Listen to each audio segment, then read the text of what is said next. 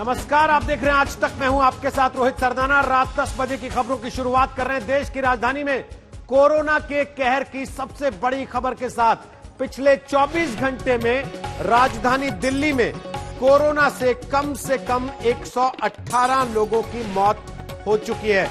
लगातार राजधानी में कोरोना के आंकड़े बढ़ रहे हैं। गुरुवार की तुलना में 20 लोगों की ज्यादा मौत हुई है। दिल्ली में कोरोना के 6,608 नए मामले पिछले 24 घंटे में देश की राजधानी में आ चुके हैं। दिल्ली में कोरोना के मामले इस वक्त 40,936 यानी कि लगभग 41,000 हो चुके हैं और अब तक 8,159 लोगों की मौत कुल मिलाकर हो चुकी है। तो तमाम उपाय, तमाम प्रयासों के बाद इस वक्त की देश की राजधानी की स्थिति यह है कि अब अड़ोसी पड़ोसी राज्यों के साथ एक बार फिर से दिल्ली की खींचतान शुरू हो गई है। आरोप प्रत्यारोप का दौर शुरू हो गया।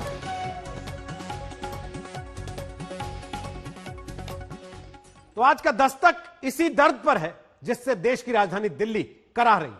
दिल्ली में कोरोना इस कदर बेकाबू हो चुका है कि 16 दिन में 1 लाख से ज्यादा मामले हो गए। मौत का आंकड़ा हर दिन शतक को छूने के लिए मचलता है तो कभी कभी 100 के बहुत पार भी पहुंच जाता है। इस मुसीबत से दिल्ली कैसे निकले, इस पर माथापच्ची भी हो रही है और कोशिशें भी। लेकिन यह भी सवाल है कि आखिर कोरोना बेकाबू क्यों हो गया देखते देखते।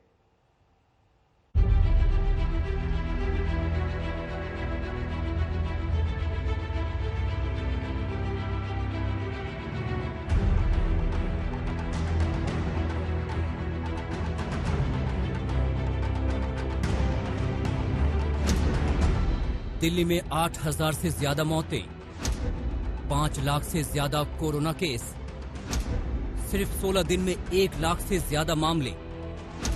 दिल्ली के सिर पर नाच रही कोरोना वाली मौत। कितनी बार उजड़ी और बसी है दिल्ली, कितनी बार बनी और बिगड़ी है दिल्ली, कितने हमलों को झेली है दिल्ली। लेकिन एक बीमारी ने दिल्ली पर जैसा हमला किया है उसमें सबकी सिट्टी पिट्टी गुम है। समझ में नहीं आ रहा कि कोरोना से बचेंगे कैसे। बस हिदायतों और सुझावों का दौर जारी है। कई बार जब कहने से बात नहीं बनती तो फिर थोड़ा सा टाइट करना पड़ता है। तो फाइन अभी 500 रुपये था, इसको बढ़ा के 2,000 रुपये फाइन किया जा रहा है कि जो मास्क नहीं पहनेगा उसके ऊपर 2,000 रुपये का फाइन लगाया जाएगा। दिल्ली में कोरोना ने कहर बरपा रखा है। रोज इतने मामले आते हैं कि महाराष्ट्र, यूपी, बिहार, राजस्थान भी कोरोना मामलों में काफी पीछे छूट गए। बीते कई दिनों से 7 से 8,000 के बीच हर रोज नए केस आ रहे हैं।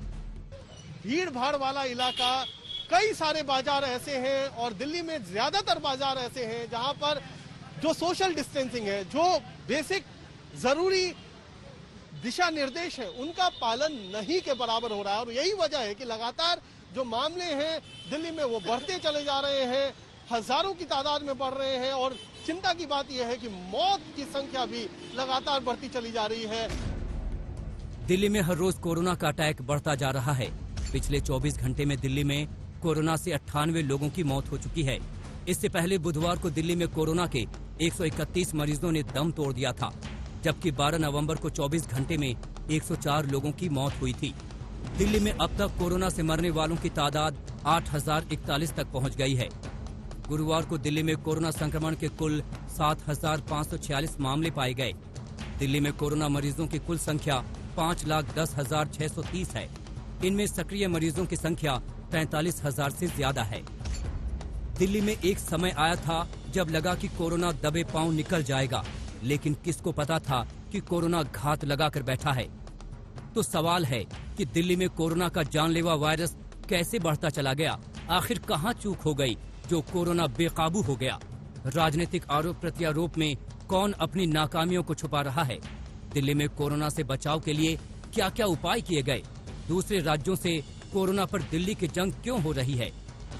डॉक्टर्स के द्वारा और नीति आयोग के विशेषज्ञों के द्वारा, एम्स के डॉक्टरों ने बताया या आपको आगाह किया कि कोरोना के केसेस बढ़ सकते हैं, इसलिए आपको ज्यादा से ज्यादा आईसीयू बेड्स का इंतजाम करें। कोरोना बहुत बुरा है, उससे लड़ने के उपाय होने चाहिए, लेकिन उस कोरोना से भी बुरा कोरोना की राजनीति है। दिल्ली कोरोना की भयंकर चपेट में, लेकिन इसके होने ना होने को लेकर हरियाणा और यूपी जैसे पड़ोसी राज्यों से तू मैं शुरू हो गई। और इस बीच दिल्ली में मास्क पर सख्ती इस कदर बढ़ी कि 2000 रुपए के फाइन के साथ आज 2430 चालान कटे।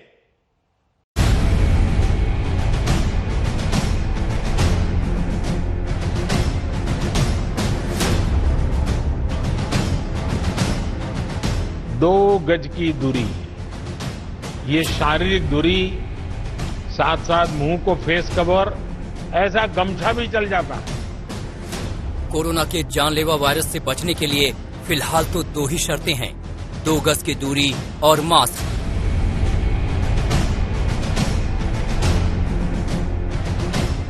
लेकिन दिल्ली की सड़कों और बाजारों में इन दोनों निर्देशों की सरेआम धज्जियां उड़ रही हैं।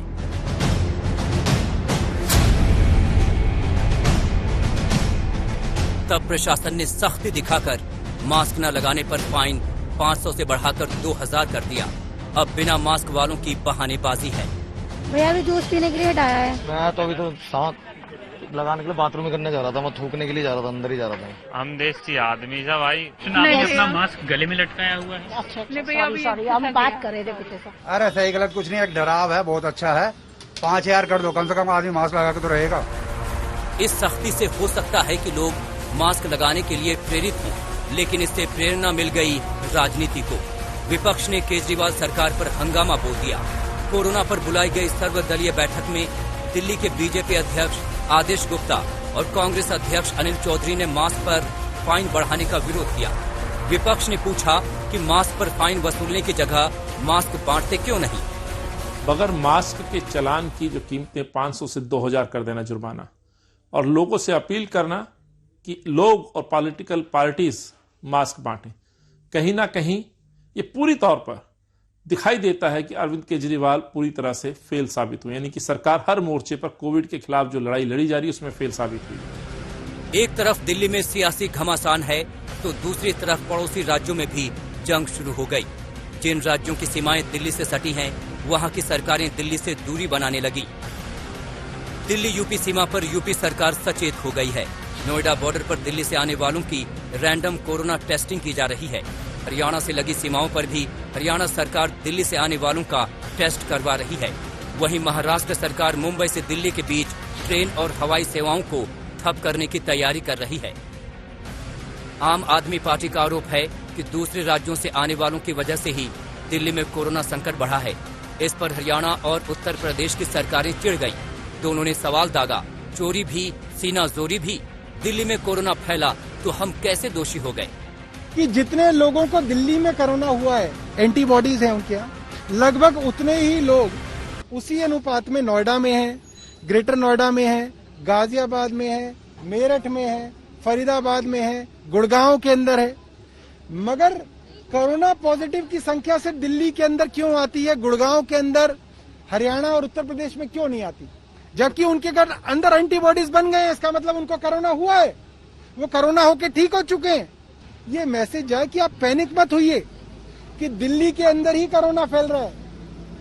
कोरोना को कोई बाउंड्री नहीं पता दिल्ली की, कोरोना हर जगह फैल रहा है। फर्क सिर्फ टेस्टिंग का है। कुछ सरकारें टेस्टिंग करके पारदर्शी तरीके से बता रही हैं और कुछ सरकारें छिपा रही हैं। बहुत गलत बात है कि जिस वक्त हमें मिलकर इस बीमारी से लड़ना चाहिए, ये जो सूक्ष्म दुश्मन ने मानव जाति पर हमला बोला है उससे लड़ना चाहिए। हमें अपने अपने प्रदेश में करना चाहिए। हम एक दूसरे के ऊपर दोषारोपण करें। अगर हम ये कहें कि हरियाणा के जो दिल्ली के एडजॉइनिंग जिले हैं वो ज्यादा ग्रसित हैं, तो ये अच्छी बात नहीं है। आप अपना इंतजाम करिए, हम अपना इंतजाम कर रहे हैं। हमने पूरी तरह से सारे अधिकारियों को जो कोरोना के मरीज हैं उनको हर तरह की सुविधा मिले उसकी हम कोशिश कर रहे हैं। तो आप भी करिए। दोषारोपण करने का ठीक समय नहीं है ये। कि टेस्टिंग में बिल्कुल उन्होंने कोई प्रयास नहीं किया, उस पूरे समाज को वैसे ही छोड़ दिया। इन्फेक्शन अपने आप थोड़ा बहुत घटा था, अब जब इन्फेक्शन बढ़ा है कोई नियंत्रण नहीं किया, कोई मास्क पहनने का उस पर जुर्माना लगा। आज हाई कोर्ट और सुप्रीम कोर्ट ने जब उसको संज्ञान लिया है और एकदम से जब वहां दोबारा जो फेज निकला है उसमें जब किसी का कुछ हुआ ही नहीं था, तो तो आज उनको मजबूरी में ये सब कदम लेना पड़ रहा है।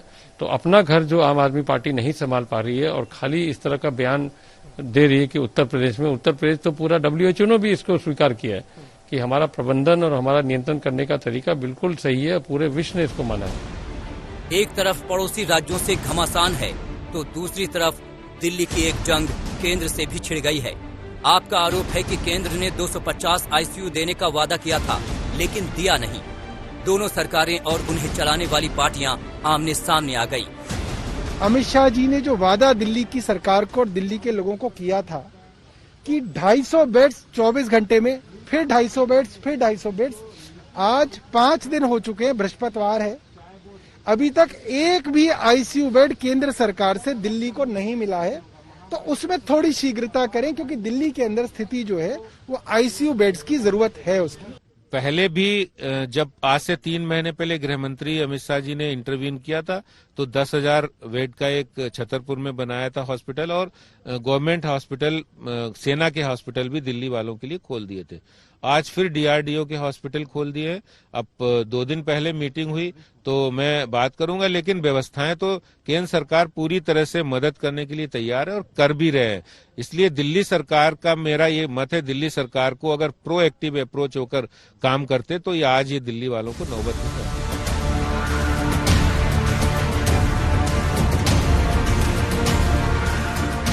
जिस दिल्ली ने कोरोना से बचाव के लिए सबसे ज्यादा जतन किए, उसी दिल्ली में ऐसा क्या हुआ कि नवंबर के महीने में कोरोना का कहर विस्फोटक हो गया। सवाल है कि आखिर क्यों? डॉक्टरों का मानना है कि त्योहार के कारण बाजारों में उमड़ी भीड़ से मुश्किलें बढ़ी। साथ ही लोगों ने बचाव के लिए न्यूनतम जरूरतों को भी नहीं माना। नवंबर में बढ़े प्रदूषण ने भी कोरोना के वायरस को बढ़ा दिया। दिल्ली में सबसे ज्यादा टेस्ट होने के कारण भी यहाँ मामले सामने आए हैं। कोरोना से देश की राजधानी दिन प्रतिदिन बेहाल होती जा रही है। ऐसे में जरूरत ज्यादा मुस्तैदी की है, न कि राजनीति की। अरविंद ओझा के साथ संजय शर्मा, दिल्ली आज तक। दिल्ली में कोरोना के मरीज बेहिसाब बढ़ रहे हैं। कोरोना अपना जानलेवा असर दिखा रहा है। ऐसे में इससे बचाव के रास्ते तलाशे जा रहे हैं तो इलाज के लिए अस्पतालों में ICU और बाकी सुविधाओं पर भी काम चल रहा है।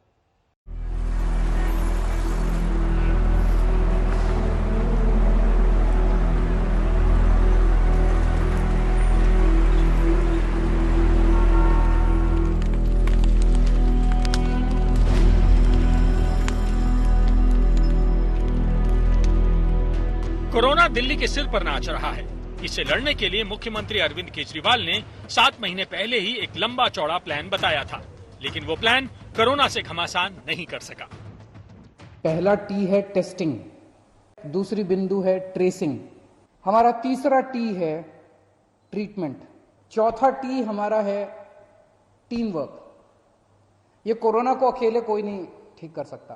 5वां T है ट्रैकिंग एंड मॉनिटरिंग। दिल्ली सरकार के पास कोरोना से निपटने के लिए बाजार बंद करने का विकल्प भी आया था, जिस पर दिल्ली के व्यापारियों ने एतराज जताया था। आज मुख्यमंत्री अरविंद केजरीवाल ने दिल्ली के व्यापारियों से बातचीत की। उधर केंद्र सरकार ने भी कोरोना से निपटने के लिए कमर कस ली है। दिल्ली के अस्पतालों में कोरोना मरीजों के लिए बेड बढ़ाए जा रहे हैं। GTB अस्पताल में 232 बेड बढ़ रहे हैं। पटेल कोविड सेंटर में 500 और शकूर बस्ती स्टेशन पर 800 बेड बढ़ाए जा रहे हैं। MBBS के छात्र भी अब अस्पताल में ड्यूटी करेंगे।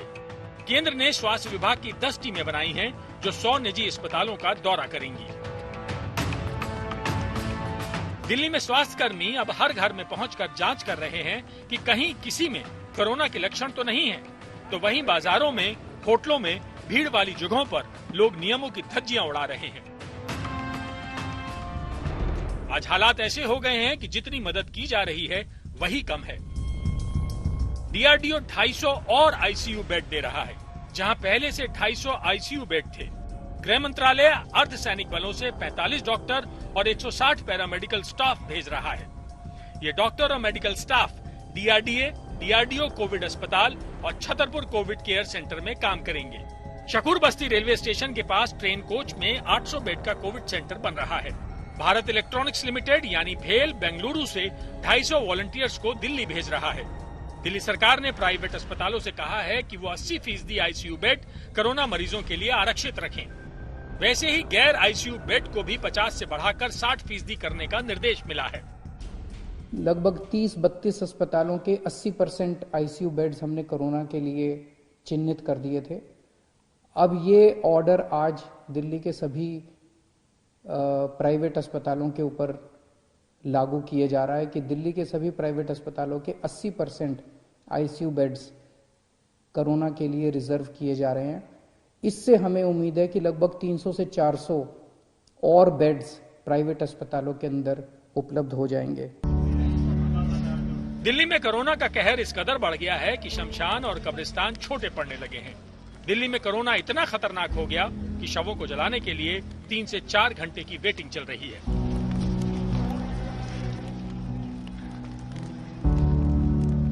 सर, हम 11:30 बजे बॉडी लेके आए थे यहाँ पे और हमें टाइम वेटिंग इतने 2 बजे की मिली है सर। फिर 2 बजे की वेटिंग चार्ज मिला, मतलब कि उसके बाद ही और हमारे को इतना टाइम, और घर वाले भी बिल्कुल हाथ नहीं लगाते, सब कुछ हमें ही करना पड़ता है। तो हमारा तो कोई इलाज ही नहीं है 1% भी हॉस्पिटल में भी। अगर हम यहाँ से घर पे भी जाएंगे तो उसके बाद भी हम, अगर हमारे को डर है तो फिर घर वालों के साथ भी होगा, हमारे साथ है, तो हमारा कुछ इलाज नहीं है सर। दिल्ली के सबसे बड़े निगमबोध घाट शमशान घाट पर चिता जलाने के लिए 104 प्लेटफॉर्म हैं। अब इनमें से 50 कोविड के लिए रिजर्व कर दिए गए हैं। नवंबर से बढ़ा है मेन। 1 नवंबर के बाद में यहाँ पर 15 से 20 बॉडी आ रही हैं और 3 से 4 दिन से तो और ज्यादा बढ़ गया है। यहाँ पर क्या है कि हमारे यहाँ सीएनजी में थोड़ी वेटिंग होती है। अगर उनकी इच्छा है हम तो सीएनजी में ही करेंगे। वैसे तो कोरोना का अधिक से अधिक संस्कार ये बोला गया है कि आप सीएनजी में ही कराएं, पर लेकिन एक जो फर्नेस है उसमें एक बॉडी जब लगाएंगे तो वो 2 घंटे में खाली होती है, तो पूरे दिन में हम उस पर 10 संस्कार करवा सकते हैं। और जिस दिन 20 या 22 या 25 बॉडी आई तो बाकी जो बॉडी है वो लकड़ी में हमें करानी पड़ती है।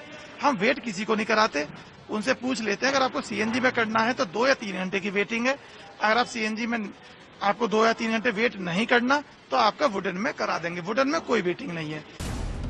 सिर्फ शमशान ही नहीं, कब्रिस्तान में भी जगह भरने लगी है। ऐसे में सबसे जरूरी है कि कोरोना पर कंट्रोल पाया जाए, नहीं तो दिल्ली के कंधे अपनों के शव को ढोते ढोते थक जाएंगे और आंखों का पानी रोते रोते सूख जाएगा। ऐश्वर्या पालीवाल के साथ राम किंकर सिंह, दिल्ली आज तक। इस वक्त देश के 2 सबसे बड़े महानगरों पर कोरोना का असर देखिए। मुंबई में राहत है, दिल्ली में कहर है। मुंबई ने हालात थोड़े सुधार भी लिए तो ढिलाई नहीं दी। दिल्ली में बाजार से त्योहार तक सब कुछ धड़ल्ले से खुल गया और उसमें कोरोना बहुत तेजी से घुस गया।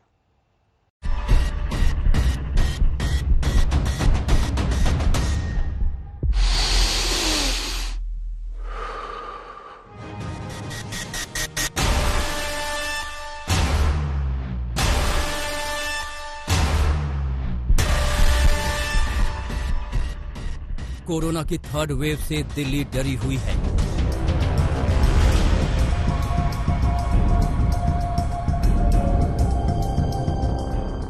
कोरोना पर बहुत हद तक काबू पाकर मुंबई चैन की सांस ले रही है। भारत में शुरुआती दिनों में कोरोना ने सबसे ज्यादा जिसे प्रभावित किया था उनमें मुंबई थी। मुंबई लगभग 5 महीने तक कोविड हॉटस्पॉट बनी रही, लेकिन एशिया के सबसे बड़े स्लम एरिया धारावी में कोरोना कंट्रोल होने के साथ ही आज पूरी मुंबई में हालात सुधर रहे हैं। मुंबई इसे एक आदर्श स्थिति की तरह पेश कर रही है।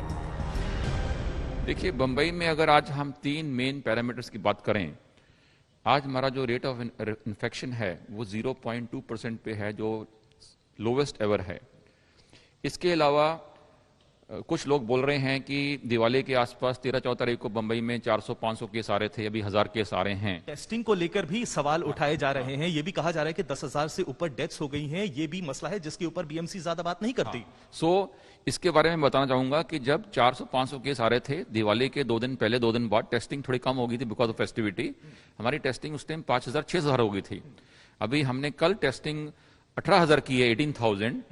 अगर जो पॉजिटिविटी है कि कितने टेस्ट किए और कितने पॉजिटिव आए, अगर वो रेशियो देखिए तो दिवाली वाले दिन जब भी 490 या 491 केस आए थे, उस दिन हमारी पॉजिटिव 10% थी और आज हमारी पॉजिटिविटी 5.8% है।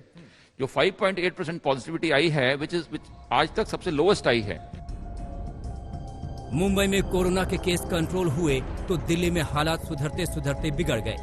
अभी देश के दोनों बड़े महानगरों की क्या स्थिति है, इसको समझ लीजिए। मुंबई में पिछले 24 घंटों में 924 कोरोना केस सामने आए हैं, जबकि दिल्ली में 7,546 कोरोना केस। मुंबई में 24 घंटे में कोरोना से 12 लोगों की मौत हुई, जबकि दिल्ली में 98 मरीजों की। मुंबई में एक्टिव केसों की संख्या 8,474 है, जबकि दिल्ली में कोरोना के 43,221 एक्टिव केस हैं।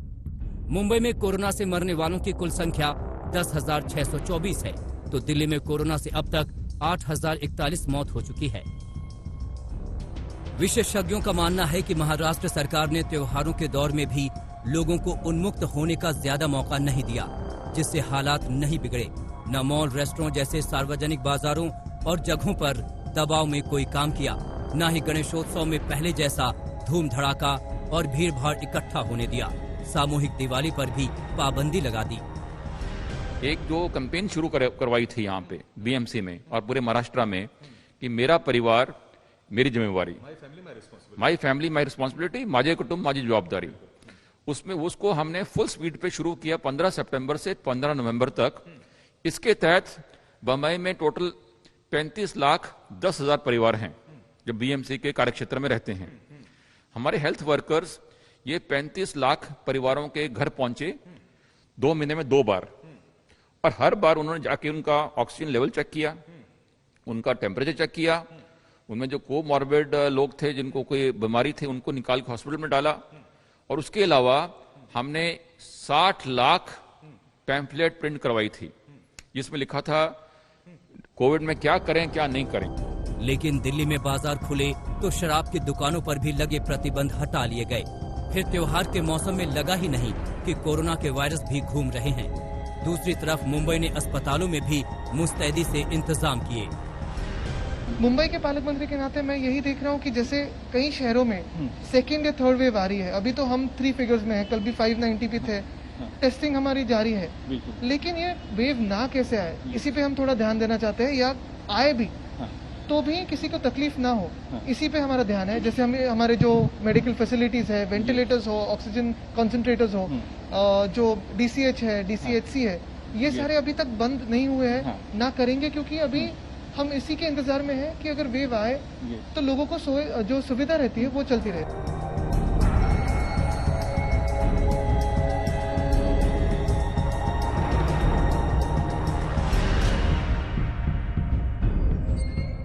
वैसे अगर देश के अलग अलग हिस्सों और राज्यों की बात करें तो गुजरात में अहमदाबाद में आज रात 9 बजे से कर्फ्यू लग गया, जो सोमवार सुबह 9 बजे तक चलेगा। वैसे ही सूरत, वडोदरा और राजकोट में रात 9 बजे से सुबह 6 बजे तक कर्फ्यू रहेगा। मध्य प्रदेश में ज्यादा संक्रमण वाले 5 जिलों में रात 10 बजे से सुबह 6 बजे तक व्यावसायिक संस्थान बंद रहेंगे। ये जिले इंदौर, भोपाल, ग्वालियर, रतलाम और विदिशा हैं। जैसे जैसे ठंड बढ़ती जा रही है, कोरोना का कहर भी बढ़ता जा रहा है, और फिलहाल आपके लिए इतना ही सुझाव है कि सावधानी हटी तो दुर्घटना घटी। पंकज उपाध्याय के साथ सौरव वक्तानिया, मुंबई आज तक।